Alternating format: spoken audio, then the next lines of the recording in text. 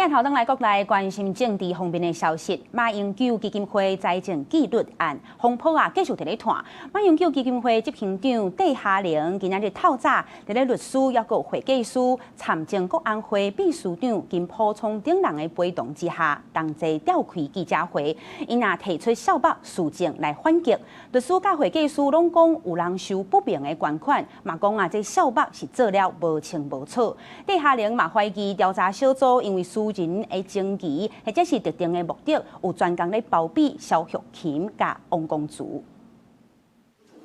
那這是馬總統他親筆寫的哈。英報點出前總統馬英九親筆授權書，要證明前國安會秘書長金溥聰受馬前總統的拜託，調查前執行長蕭玉琴、王公主兩個人涉嫌侵占背信。馬英九基金會執行長戴夏玲25和律師、會計師鬥陣召開記者會，說明相關的事情。調查過程中，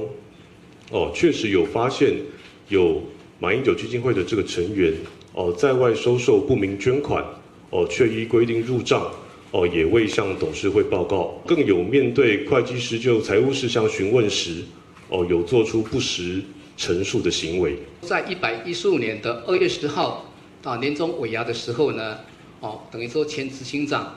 王光慈小姐她說以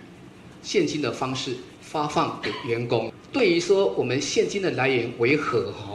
其實我個人覺得應該還是留待着我們的前執行長王光慈小姐來進一步的說明才能夠釐清真相。戴夏玲嘛表示，蕭玉琴接到國民黨副主席了後，隨去中國拜會國台辦主任宋濤，鬥陣去的還有王公主，還有調查小組李德維等人。不過馬英九對這件代志完全唔知影，懷疑調查小組是不是有因為私人的感情，還是特定的目的，暗砍蕭跟王兩個人的嫌疑。遠在去年6月的時候，我跟馬總統在馬辦見面的時候，他就跟我講過，他心裡非常不安，他覺得蕭王兩人可能是背着他